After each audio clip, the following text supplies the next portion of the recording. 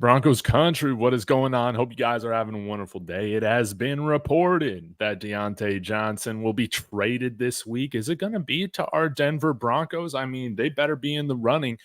I'm not picky, guys. I have my preferred guys that we acquire, whatever. No, there are so many guys that should be available in the trade market right now that improve this wide receiving core significantly. I'm not going to be picky. And Diontae Johnson needs to be towards the top of that list, no doubt about it. And I'm going to get into why I think that he's a good fit, the cap implications, what I think it might take to acquire somebody of his talent and value from the Carolina Panthers. Of course, let me know your thoughts on Johnson, as well as any other particular targets that you'd love the Broncos to go after, right? Hopefully we can make a move, but y'all be sure to let me know your thoughts, like and subscribe to David Talks Broncos. We're on our way to 2,000. It's a huge help bringing you content every single day. But let's go ahead and get into it, guys. I got some different statistics and stuff to go into here in a minute, but I want to lead with this. Diontae Johnson is a playmaker. This guy, once he has the ball in his hands, he can make guys miss. Something that we don't really have the luxury of doing right now. You know, we have hoped that Marvin Mims would kind of become that guy. Diontae Johnson can get out of arm tackles. He might not have the most blazing speed, but still very fast enough, no doubt about it. He does remind me a lot of Emmanuel Sanders because the way in which he moves in these tight windows, whether it's with the defender trying to tackle him or cover him, he is so quick in these tight windows. He's a separator, guys. You know what the issue with this offense is right now.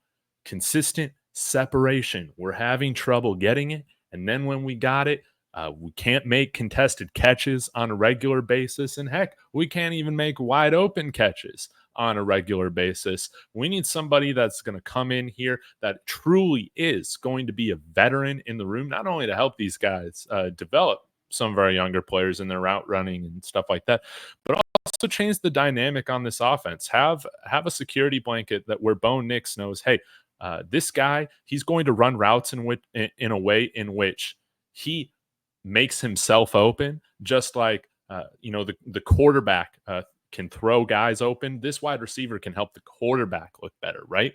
Diontae Johnson is that type of player. Now, I do prefer taller wide receivers, no doubt about it. If you guys follow this channel, my Buzz channel, y'all know I like big football players. I don't want to come out here looking like the little giants. No.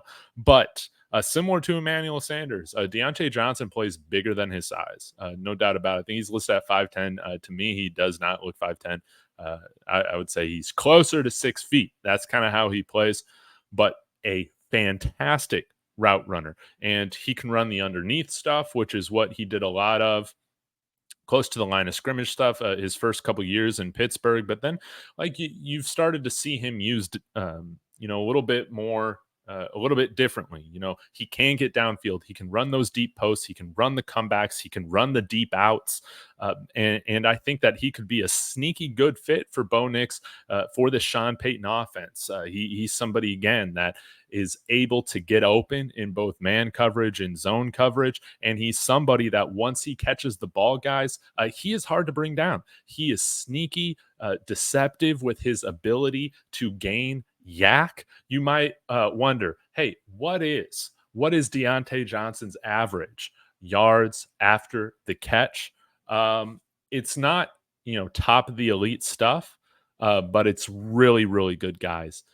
Career average 4.4 yards of yak per reception.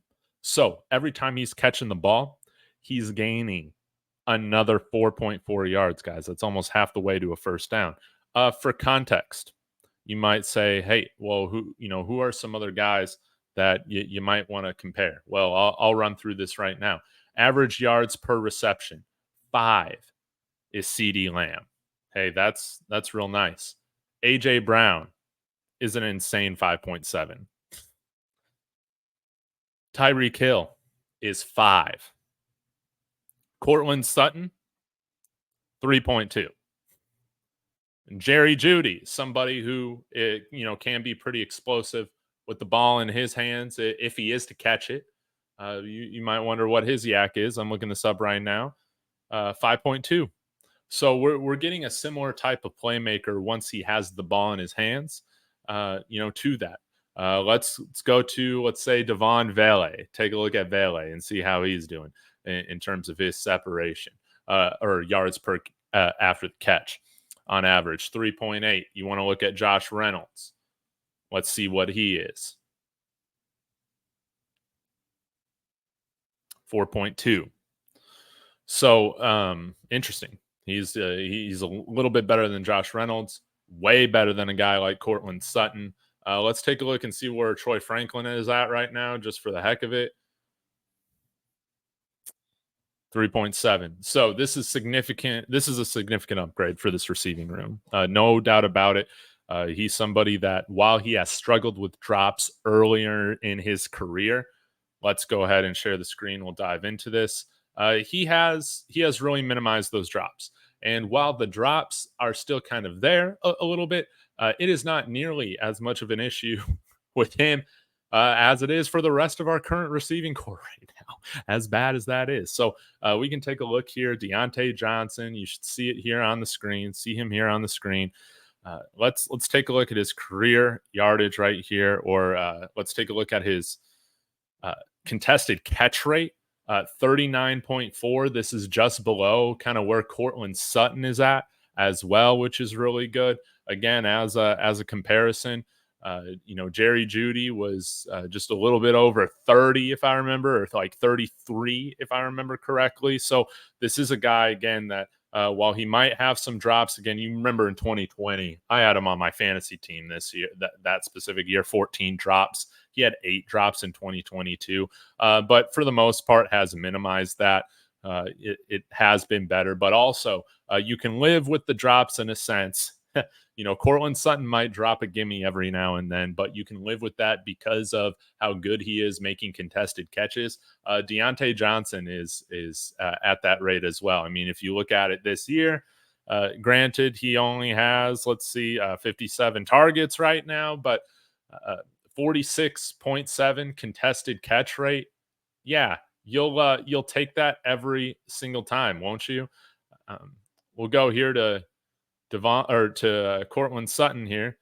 His contested catch rate right now is about 46.2. So you're getting a similar guy when it comes to contested catch rate, both in that 46% mark, which is great, but also you're gaining an ability for him to really make plays after the catch. He has deceptive speed. Again, he's not Tyreek Hill, but he is somebody that definitely can get out there. He definitely can get out there and make plays. Bo needs a playmaker. We need a threat of a guy who can run all the routes. He can run all the routes. He can run the double moves effectively. He's somebody that you do have to pay extra attention to. Like most players right now, Diontae Johnson is victim of being wasted by the Carolina Panthers. So they're looking to move off of him. He's in a contract year. So what would it take for the Broncos to get him? Well, as you can see, again, free agent after this year. So it would be ideal to trade for him and then extend him. That's what you want to see. Cap number, $10 million.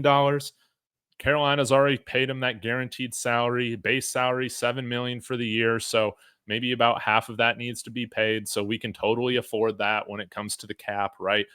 And really, it comes down to, can we offer more than maybe what some of these other contending teams are willing to give in order to get his services, not only for this year, but secure this for the future? He's 28 years old. He's in the middle of his prime. This is the type of weapon that you'd want to pair Bo Nix with. And of course, go out and get a true alpha. Wouldn't it be great to go get an A.J. Brown type T. Higgins wide receiver in the offseason? Well, let's start that right now by getting the Robin, in a sense, to a Batman like that in T. Higgins, right? Diontae Johnson's a great fit for that. I like the swagger that he plays with. I like that, again, he plays bigger than his size. He reminds me of Emmanuel Sanders in so many different ways, especially just once he has the ball in his hands. He can run through arm tackles. He can make guys miss. He's he's a tactician with the route running, man. He can really set guys up, cornerbacks up to get beat. Extremely intelligent player, and I think Sean Payton is going to be attracted to that. So I would imagine, man, especially in a guy in his contract year, you can get him for a day 3 pick. Yes, yes. Again, I'm not picky. There's a handful of weapons available. I think that we could get for a day 3 pick. Diontae Johnson is one of them. Let's go make this move. His contract is much easier for the Panthers to move off of than it is right now for the Browns to move off of David Njoku. I believe they retain a significant amount of dead money if they trade him right now. So that is something to keep in mind. I want to see that move happen. I just don't know how likely it is. But Diontae Johnson, we can give up a day 3 pick, and then hey, they need defenders, no doubt about it. What if they want to offer Baron Browning a nice little contract extension a little early? Maybe Baron Browning still wants to play the free agency market and see what he can get. No doubt about it. But that could be used as a sweetener. Maybe that's a team in which he can get significantly more playing time and then, get paid like a true starter, which he wouldn't be paid if he were to come back. He wouldn't be paid as that true starter, I don't think, because we got Jonah Ellis, Nick Benito, and Jonathan Cooper. By the way, I hope the rumors to the Broncos shopping Jonathan Cooper is bogus, because that makes absolutely no freaking sense. I like this guy up long term. He's he's becoming a cornerstone of this defense, so we need to keep him. But this is my Broncos go and trade for Diontae Johnson video. I mean, we've done a handful of these videos right now, and I think it's totally realistic, man, for the Broncos to make a move. Again, it is offensive to this elite defense that we got if we don't go get Bo Nix a weapon. Let's take some pressure off of our defense. Right now, man, this offense ain't scaring anybody in the playoffs. Let's start getting some weapons, man, that really put some fear and some stress on defensive coordinators and their personnel, right? So let me know your thoughts in the comments. I'll be back tonight taking a look at the PFF grades. So please be sure to subscribe to David Talks Broncos, the PFF grades of yesterday's game, as well as click that bell for notifications so you guys know exactly when I'm going to go live tonight. Again, thank you so much for all the support. Let's get it, Broncos. Go and get Diontae Johnson. As always, go Broncos.